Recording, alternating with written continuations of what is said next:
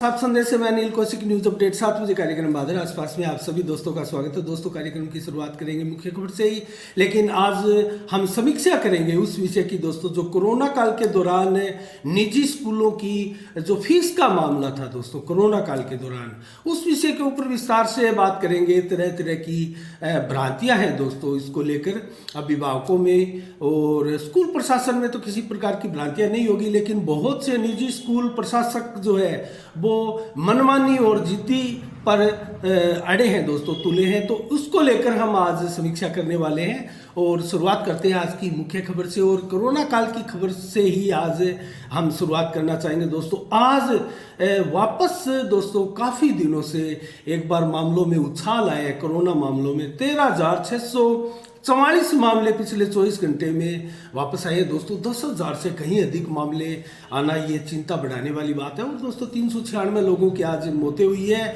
लेकिन ये मामले ज़्यादा आए हैं तो ये दो ही प्रदेशों में ज़्यादा देखने में आए हैं दोस्तों। केरल में एक प्रकार से फिर उछाल हुआ है। 3,000 से मामले 6,292 आए और 314 लोगों की लगभग मौतें हुई है अकेले केरल में। और महाराष्ट्र भी जो 200, 300, 400 मामले आ रहे थे वहाँ भी 1,756 मामले आए हैं, 20 लोगों की मौतें हुई है। तो केरल और महाराष्ट्र में मिला के लगभग 8,000 मामले आए हैं और पूरे देश में 13,644 मामले आए। तो शेष भारत में अभी भी कोरोना की हालत ठीक है, लेकिन ये महाराष्ट्र और केरल लगातार दोस्तों कोरोना को लेकर सेंसिटिव क्षेत्र बने हुए हैं। अगर वैक्सीनेशन का जिक्र करें तो 1,37,67,20,359 सुपर डोज लग चुकी है अब तक वैक्सीन की। और दोस्तों अब तक 12 राज्यों में फैल चुका है ओमिक्रॉन वेरिएंट। और ओमिक्रॉन वेरिएंट के पूरे भारत में 161 मामले अब तक दर्ज किए जा चुके हैं, जिनमें से सर्वाधिक महाराष्ट्र में 54 मामले दर्ज किए गए। एक सुखद बात मैं कहूं तो 161 मामलों में 42 लोग ओमिक्रॉन वेरिएंट से ग्रसित थे, वो बिल्कुल ठीक होकर घर जा चुके हैं और मौत का कोई समाचार भारत से ओमिक्रॉन को लेकर नहीं है दोस्तों। ये एक सुखद तस्वीर है। दिल्ली में 32 और तेलंगाना में 20, राजस्थान में अभी भी 17 और गुजरात में 13, केरल में 11, कर्नाटक में 8 और उत्तर प्रदेश में 2 तथा तमिलनाडु, आंध्र प्रदेश, पश्चिम बंगाल और चंडीगढ़ से एक ओमिक्रॉन के मामले अभी सामने आए हैं दोस्तों। आज 20 दिसंबर को क्या खास है इसके ऊपर हम चर्चा करें तो दोस्तों हिंदू कैलेंडर के अनुसार दोस्तों आज से नया पौष माह का प्रारंभ हो रहा है। नया पौष माह आज से शुरू हो रहा है दोस्तों। आज के दिन शिव पूजा और शिव पार्वती की पूजा का विशेष महत्व है।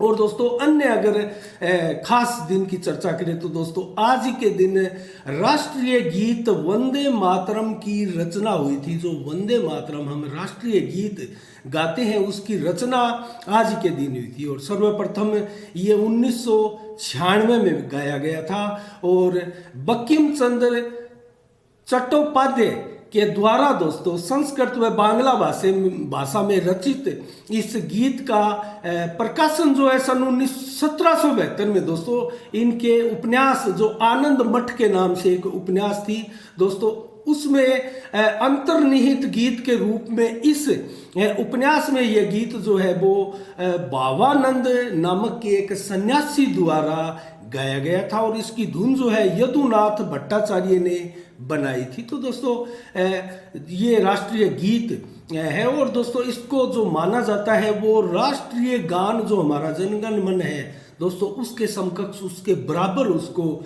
महत्व है हमारे राष्ट्रीय गीत को भी। तो कुल मिला के अगर राष्ट्रीय गान की चर्चा करें तो दोस्तों 24 जनवरी 1950 को राष्ट्रगान के रूप में राष्ट्रीय गान को अपनाया गया था और 27 दिसंबर 1911 में पहली बार कोलकाता सभा में राष्ट्रगान गाया गया था और 1905 में पहले बंगाली भाषा में इसे लिखा गया था। तो दोस्तों इसके अलावा हम अन्य आसपास की खबरों का जिक्र करें, समीक्षा आज हम शिक्षा क्षेत्र की करने जा रहे हैं जो कि कोरोना काल के दौरान निजी स्कूलों के द्वारा फीस का मामला था दोस्तों उस पर।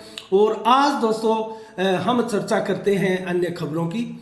तो इसके अलावा अखिल भारतीय सहारण परिवार प्रतिभा सम्मान समारोह दोस्तों हमारे क्षेत्र में हुआ था, जो कि काफ़ी चर्चा का विषय रहा था और सोशल मीडिया पर भी दोस्तों बहुत से लोगों ने इस विषय को उठाया भी था और अलग अलग जाति वर्ग के जो सम्मेलन जो कार्यक्रम होते हैं उसको लेकर तरह तरह की प्रतिक्रियाएं सोशल मीडिया पर भी आई थी। लेकिन दोस्तों अगर कहीं हमारे किसी समाज का उत्थान होता हो, उद्धार होता हो, तो इसमें कतई दो राय नहीं है, क्योंकि हम आज चर्चा करेंगे अखिल भारतीय सहारण परिवार का जो प्रतिभा सम्मान समारोह था दोस्तों, उसमें क्या डिसीजन लिया गया। उसमें दोस्तों एक बहुत शानदार डिसीजन लिया गया और सामूहिक रूप से सभी सहारण परिवार के लोगों द्वारा जो निर्णय लिया गया दोस्तों, इसमें एक तो मृत्यु भोज का विरोध किया गया और उसको बंद करने का निर्णय लिया गया। तो दोस्तों अलग अलग जाति समूह की बैठकें ही क्यों ना हो, लेकिन ऐसी अगर सामाजिक कुरीतियां जो हमारे समाज में व्याप्त है दोस्तों, उसको अगर कहीं हम छोड़ने का संकल्प लेते हैं तो ये एक अच्छा संकेत सभी समाज और वर्गों के लिए माना जा सकता है। इसके अलावा भी दोस्तों अनेकों विषयों पर जो है इसमें चर्चा की गई, जो कि अनेक विषय जो है, और मैं आपको बताऊं तो उत्तर प्रदेश, पंजाब, हरियाणा, राजस्थान के सहारण परिवार के लोग हजारों की संख्या में दोस्तों इस प्रतिभा सम्मान समारोह में उपस्थित हुए और सहारण परिवार की अनेकों प्रतिभाओं का सम्मान किया गया, जो कि हमारे क्षेत्र में ये प्रचलन बढ़ता जा रहा है दोस्तों। तो ये एक अच्छी बात है। अपने वर्ग के जो सम्माननीय व्यक्ति हैं, छात्र छात्राएं हैं, अनेकों उत्कृष्ट कार्य करने वाले लोग हैं, उनका सम्मान समारोह दोस्तों होना चाहिए, उनका सम्मान हर हाल में होना चाहिए, तो कि ताकि वो आगे बढ़ दे और समाज के अन्य लोगों से प्रेरणा लेकर आगे बढ़ने का एक प्रकार से जज्बा उनमें जागृत हो। तो इसके अलावा दोस्तों मैं अगर बताऊं कि इसमें कौन कौन शख्सियतें जो है सहारण परिवार के प्रतिभा सम्मान समारोह में उपस्थित हुई, तो पूर्व कैबिनेट मंत्री जयप्रकाश सहारण के अलावा किसान यूनियन प्रदेश अध्यक्ष दोस्तों कृष्ण सहारण भी इसमें उपस्थित हुए और हमारे क्षेत्र के युवा नेता बजरंग सहारण भी इसमें उपस्थित थे।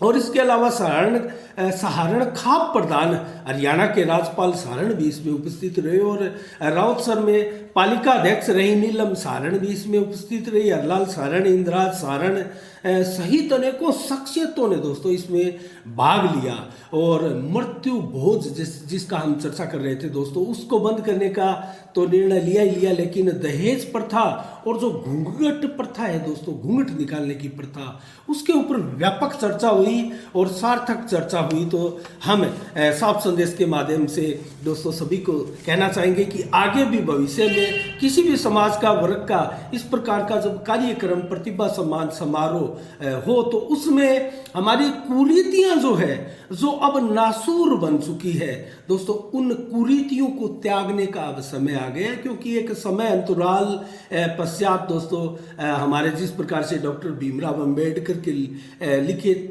संविधान में भी दोस्तों अनेकों सैकड़ों की संख्या में संशोधन अब तक हो चुके हैं, तो हमारे समाज में भी बहुत सी ऐसी कुरीतियां हैं जो अब तर्क संगत नहीं है और वो पहले की बनिस्बत अब इस वर्तमान समय में दोस्तों कहीं भी जो है नहीं ठहर पाती है और उसको देखकर यही लगता है कि ये एक अनावश्यक चीज है जिसको हम अनवरत ढोते जा रहे हैं।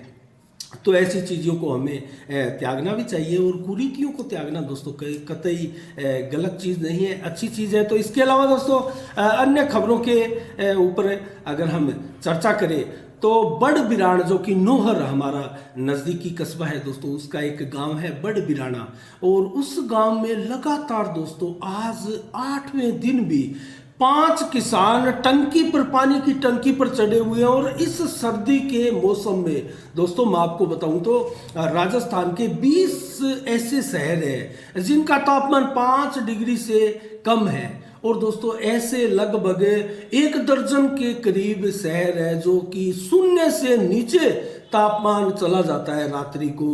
और ऐसे समय में दोस्तों पानी की टंकी पर चढ़े रहना, एक धरना प्रदर्शन करना, एक प्रोटेस्ट दर्ज करवाना, दोस्तों ये बहुत बड़ी बात है।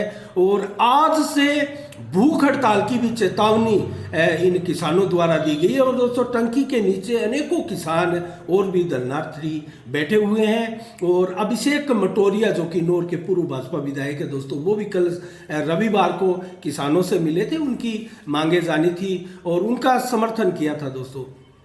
तो इसके अलावा मैं आपको बताऊं तो 5 टंकी पर चढ़ने वाले किसान कौन कौन से हैं दोस्तों। पंचायत समिति सदस्य है मांगीलाल शर्मा, और इसके अलावा जगदीश प्रसाद कड़वासरा और राम कुमार चब्रवाल के अलावा गौरीशंकर सहारण और जय प्रकाश खाती, ये 5 किसान चढ़े हैं दोस्तों मोगों को दुरुस्त करने की मांग को लेकर। दोस्तों हमारे भादरा विधायक पर भी इन्होंने आरोप लगाया था कि सरकार के दबाव में, भादरा विधायक के दबाव के चलते जो है मोगों को दुरुस्त नहीं किया जा रहा है, और रामगढ़ माइनर के नंबर 3 व 4 मोगों को दुरुस्त किए जाने की मांग इनकी लगातार है।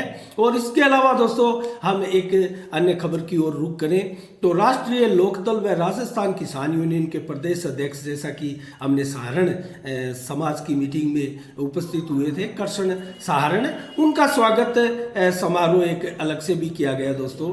और इस अवसर पर अनेकों कार्यकर्ता कांग्रेस के भी इकट्ठे हुए थे। अजीत कुलेरी सहित जगदीश पुनिया, ओम प्रकाश कासनिया और विकास नेहरा, राम प्रताप बेनीवाल आदि के अलावा राम प्रताप बेनीवाल, भजनलाल मेरडा और सुमेर ढाका, उमेद सिंह लंबोरिया के अलावा दोस्तों दरिया सिंह कुलडिया और राम सिंह जाखड़ आदि अनेकों कार्यकर्ता इकट्ठे हुए और इनका स्वागत समारोह किया, साफा पहनाकर इनका सम्मान किया गया दोस्तों।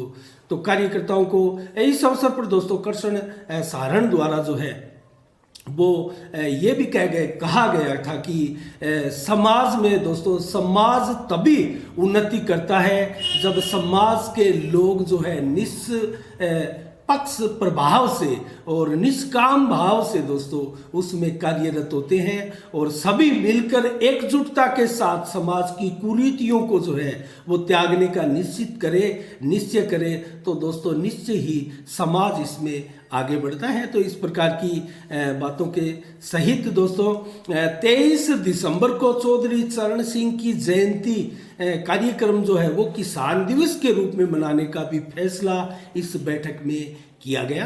तो इसके अलावा दोस्तों अन्य खबरों का रुख करते हैं। 9 वर्ष के ऊपर दोस्तों संत खेताराम आश्रम में 1 जनवरी को शनिवार को जो है विशाल जागरण एवं भंडारा कार्यक्रम आदि का कार्यक्रम होगा, और इसमें सत्संग का भी कार्यक्रम किया गया है। इस 2 दिवसीय कार्यक्रम में दोस्तों 30 दिसंबर और दोस्तों 1 जनवरी तक भंडारा और सत्संग के साथ इसका समापन होगा, और श्यामानंद जी महाराज जी के सानिध्य में दोस्तों ये कार्यक्रम होगा। और हर वर्ष ये जो कार्यक्रम है वो रामतलाई आश्रम में किया जाता है। तो इस कार्यक्रम में ज़्यादा से ज़्यादा धर्म प्रेमी जन भी भाग लेते हैं। इसके अलावा अन्य खबरों का रुख करते हैं दोस्तों। अन्य खबर में हम आपको अब मंडी के भाव और मौसम का मिजाज बताएंगे, लेकिन उससे पहले दोस्तों हम समीक्षा करेंगे उस विषय की जो कि कोरोना काल के दौरान निजी स्कूलों की फीस से जुड़ा हुआ है दोस्तों। इसमें हम एक सुप्रीम कोर्ट के फैसले का सर्वप्रथम आपको वो डिसीजन बताते हैं। मई माह में दोस्तों एक सुप्रीम कोर्ट का फैसला आया था इसी विषय को लेकर, जो याचिकाएं डाली गई थी निजी स्कूलों द्वारा जो फीस ली जाती है, कोरोना काल की फीस जो है उसको माफ करने की कवायद ये थी।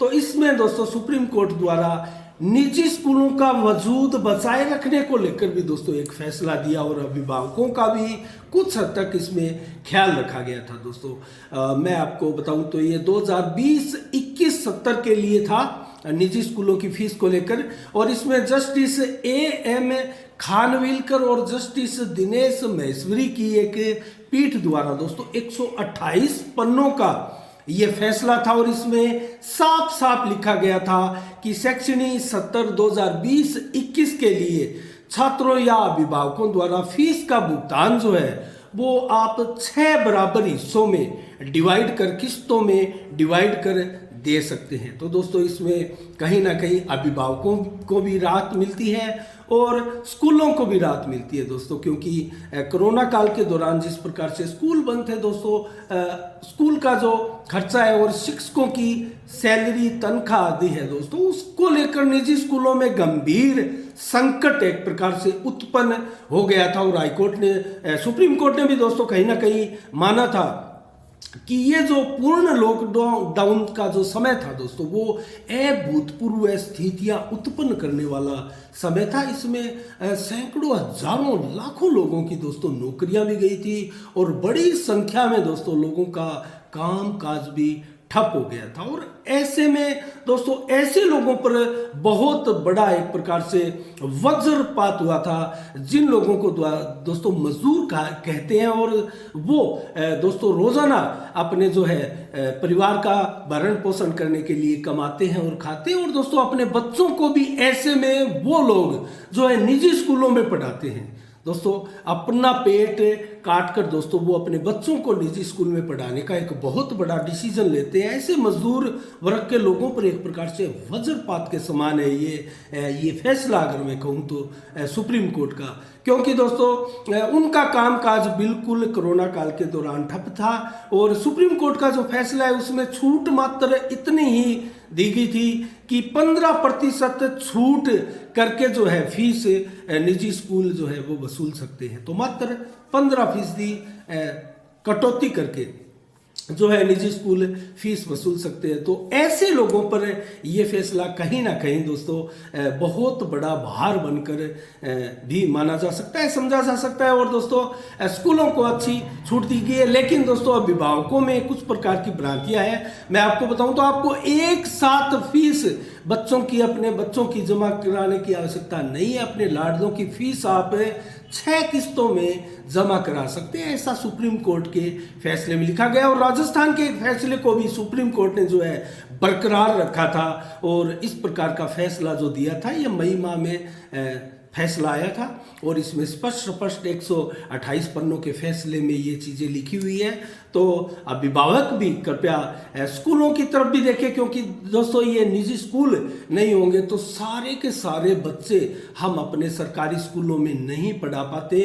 और दोस्तों एक चीज़ मैं आपको और बताऊं तो बड़ी संख्या में निजी स्कूलों से जो है अपने बच्चों का एडमिशन कटवा के दोस्तों सरकारी स्कूलों की ओर रुख किया है लोगों ने फीस को लेकर, भारी भरकम फीस, क्योंकि कोरोना काल की फीस जो है वो कहीं ना कहीं भारी पड़ती हुई बहुत से परिवारों पर हमने देखी है। और वर्तमान में जो दोस्तों संकट हमने देखा, बड़ी संख्या में अभिभावकगण जो है शिकायत करते हुए नजर आ रहे हैं कि कोरोना काल के दौरान की फीस से वसूल करने के लिए स्कूल संचालकों द्वारा दबाव दिया जा रहा है। तो इस पर हम यही कहेंगे कि सुप्रीम कोर्ट का बेशक इसमें स्कूलों के पक्ष में फैसला आया हुआ है, उसमें 15% की छूट का भी स्पष्ट उल्लेख मिलता है। और इसके अलावा 6 बराबर किस्तों को में डिवाइड करके फीस को आप जो है स्कूल प्रशासन को दे सकते हैं, उसमें वो मना नहीं कर सकते। तो ये चीज़ें हम सभी को समझनी होगी। तो कुल मिला के ये एक सुप्रीम कोर्ट का फैसला है जिसका संभवतः सभी अभिभावकों को इसका संज्ञान नहीं होगा, इसका नॉलेज नहीं होगा। तो हमने इसके ऊपर दोस्तों आज समीक्षा करनी उचित समझी, क्योंकि बड़ी संख्या में दोस्तों हमारे पास भी ऐसे अभिभावक स्कूलों में, विभिन्न स्कूलों के अभिभावक जो है अपने बच्चों को जो पढ़ाते हैं दोस्तों, उनका एक कहना था और उनकी शिकायत भी थी कि स्कूल प्रशासक जो है वो जिद कर रहे हैं फीस के लिए कि भी एक साथ हमारी फीस जो है वो जमा कराओ। तो एक साथ फीस जमा कराने की बाध्यता अभिभावकों के ऊपर नहीं है, और ये सुप्रीम कोर्ट का आदेश भी है। तो आप 6 किस्तों में जो फीस है और दोस्तों 15% कटौती के साथ, अगर और भी स्कूल संचालक जो है, ऐसी बात नहीं है, वो इस स्थितियों को भी समझते हैं और अभिभावकों के काम काज को भी ध्यान में रखकर दोस्तों इससे वार्ता की जा सकती है। अगर स्कूल संचालक चाहे तो 50% या 60-70% भी फीस माफ कर सकते हैं, ये स्कूल के संचालकों पर निर्भर करता है। तो ऐसा हमने देखा भी है दोस्तों, बहुत से स्कूल संचालक जो है वो ऐसा करते भी हैं। और इस मामले में दोस्तों हमने श्याम स्कूल का भी उदाहरण देखा है, तो बहुत से स्कूल हैं ऐसे जो कि अभिभावक की जो परिस्थितियां हैं, स्थितियां हैं दोस्तों, उसको समझते भी है। तो आज की समीक्षा में दोस्तों इतना ही। अब जल्दी से हम आपको मंडी के भाव बताएंगे और मौसम का मिजाज बताएंगे। दोस्तों मौसम का मिजाज मैं सबसे पहले आपको आज बताता हूँ। आज शुरुआत करते हैं मौसम के मिजाज से और उसके बाद में मंडी का भाव बताएंगे। दोस्तों मौसम लगातार सरद हमारे राजस्थान में, पूरे उत्तर भारत में बना हुआ है, क्योंकि पहाड़ों पर जिस प्रकार से बर्फबारी हो रही है और वो ठंड जो ठिठुरन जो है वो दोस्तों खिसक कर मैदानी इलाकों तक आ चुकी है और इस प्रकार आ चुकी है कि हमारे राजस्थान का जिक्र करें तो लगभग 20 से अधिक शहर ऐसे हैं दोस्तों जिनमें 5 डिग्री से कम तापमान आकर ठहर चुका है और दिनों दिन तापमान गिर रहा है। मौसम विभाग की चेतावनियों को भी माने तो आने वाले 3-4-5 दिनों तक और ठिठुरन बढ़ सकती है, शीतलहर जारी रह सकती है। तो ऐसे में दोस्तों हम कल का रविवार की रात्रि का जिक्र करें दोस्तों तो फतेहपुर -5.2 डिग्री टेम्परेचर था दोस्तों, सबसे कम फतेहपुर में -5.2 डिग्री, ये एक रिकॉर्ड भी है इस वर्ष का। और दोस्तों चूरू में भी -2.6 डिग्री टेम्परेचर और सीकर में भी -2.0 डिग्री टेम्परेचर रहा और जोबनेर में भी दोस्तों -2 डिग्री टेम्परेचर रहा और राजसमंद में -1.1 डिग्री टेम्परेचर दर्ज किया गया और माउंट आबू पर्वत में भी -1.0 डिग्री टेम्परेचर दर्ज किया गया और करौली भी इसमें उन दोस्तों 7 शहरों में आता है जिनमें 0 से कहीं नीचे टेम्परेचर था। 0.6 डिग्री टेम्परेचर करौली में भी दर्ज किया गया। अब हम 0 टेम्परेचर वाले क्षेत्र देखें तो भीलवाड़ा, पिलानी, नागौर और अलवर दोस्तों यहाँ भी 0 डिग्री टेम्परेचर दर्ज किया गया। तो ये 7 जो ऊपर वाले हमने आपको बताए वो माइनस वाले हैं, माइनस में तापमान चला गया। खेतों में दोस्तों लोगों के घास के ऊपर बर्फ जमी हुई आपने देखी होगी आसपास और भिरानी, छानीबड़ी आदि अनेकों गांवों में से दोस्तों ऐसी तस्वीरें जो है सोशल मीडिया पर भी आप लोगों ने देखी होगी। तो हमारा क्षेत्र ठिठुरन लिए हुए और बादरा में भी दोस्तों हमने 2 दिन पहले आपको बताया था कि रात्रि को 2 डिग्री टेम्परेचर बादरा में आ गया था। तो बादरा भी दोस्तों चूरू जिले से कहीं दूर नहीं है, मात्र 10 से 12, 15, 20 किलोमीटर तक अगर दूर हम जाएं राजगढ़ चूरू क्षेत्र की ओर तो दोस्तों चूरू की सीमाएं प्रारंभ हो जाती है। हनुमानगढ़ जिले के अंतिम छोर पर बसे हैं हम बादरावासी। तो दोस्तों यहाँ बादरा में भी जो टेम्परेचर है वो कहीं ना कहीं हनुमानगढ़ जिले में सर्वाधिक कम होने वाला टेम्परेचर बादरा में रहता है, क्योंकि हम चूरू की सीमा से दोस्तों टच ज़्यादा रहते हैं। तो इसके अलावा दोस्तों आज दिन भर धूप खिली रही, मौसम जो है वो सुहावना बना रहा और साफ मौसम था, लेकिन 7 किलोमीटर की रफ्तार से हवाएं भी आज चल रही थी और 32% बादल भी दोस्तों छाए हुए थे। तो रात को भी दोस्तों 14 डिग्री के लगभग टेम्परेचर रहेगा, इससे भी बहुत कम रहने की संभावना है और 4 से 7 डिग्री 7 किलोमीटर की रफ्तार से हवाएं भी चलेगी और 14% बादल भी रहेंगे। कल 21 दिसंबर को कैसा रहने वाला है मौसम, इसके बारे में बताएं तो 9 से 17 डिग्री टेम्परेचर सुबह रहेगा और दोपहर को 19 से 21 और शाम को 15 से 18 डिग्री टेम्परेचर रहेगा। 4 से 7 किलोमीटर की रफ्तार से हवाएं चलेगी दिन भर और बादल दोस्तों 6, 14, 15% ही छाए रहेंगे। मौसम बिल्कुल साफ रहेगा और कल रात्रि को भी 11 से 13 डिग्री टेम्परेचर रहने वाला है। 4 से 7 किलोमीटर की रफ्तार से हवा चलेगी, बादल बिल्कुल नहीं होंगे, नाम मात्र 5-7% बादल रहेंगे। तो मौसम बिल्कुल साफ रहेगा और आने वाले दिनों में ज़रूर हमें शीतलहर से निजात मिल सकती है, लेकिन 2-3 दिनों तक अभी भी जो मौसम विभाग की चेतावनियाँ हैं वो शीतलहर की ही है और बढ़ने की भी है। तो दोस्तों बादरा से शुरुआत करते हैं आज मंडी के भाव। ग्वार के भाव 5595 रुपये, मूंग के भाव 4780 रुपये, नोर में चना दोस्तों 4720, अरंड 6376 रुपये, जबकि ग्वार के भाव 5780 रुपये और तिल के भाव 12695 रुपये, मोट के भाव 5715 रुपये, जबकि मूंग 6,535 रुपये प्रति क्विंटल रहे। और मूंगफली दोस्तों मात्र 6,031 रुपये प्रति क्विंटल रही। हनुमानगढ़ मंडी में बाजरा दोस्तों 1900 और गुआर 5710, कपास 8,709 रुपये प्रति क्विंटल और सरसों के भाव 7680 रुपये प्रति क्विंटल रहे। सादुल शहर में दोस्तों चना 4706 रुपये, गेहूँ 1981 रुपये, सरसों 7531 रुपये, जबकि गुआर के भाव 5712 रुपये रहे। मूंग के भाव 6240, जबकि कपास के भाव 7051 और बाजरा के भाव 1961 रुपये सादुल शहर मंडी में रहे। रावतसर मंडी में दोस्तों मोट 6090, मूंगफली 5570, मूंग 5930 रुपये, जबकि अरंड के भाव 5500 रुपये रहे। और तिल यहाँ 10,871 रुपये मात्र रहे। सरसों 7530 रुपये, जबकि गेहूँ 2044 रुपये प्रति क्विंटल रही और ग्वार के भाव 5631 रुपये प्रति क्विंटल रहे। और संगरिया मंडी में बाजरा 1785 रुपये, कपास 8686, चना 4680 और ग्वार के भाव 5742 रुपये रहे, जबकि सरसों के भाव 7371 रुपये प्रति क्विंटल रहे।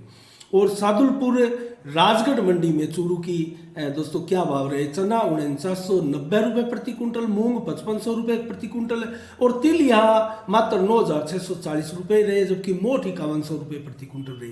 पीली मंगा आज की अंतिम मंडी में भाव देखें तो मूंग 4880 रुपये और ग्वार के भाव 5695 रुपये प्रति क्विंटल, जबकि सरसों के भाव 7450 रुपये प्रति क्विंटल और कपास के भाव 8602 रुपये प्रति क्विंटल रहे। तो आज के शाम के 7 बजे कार्यक्रम में दोस्तों इतना ही।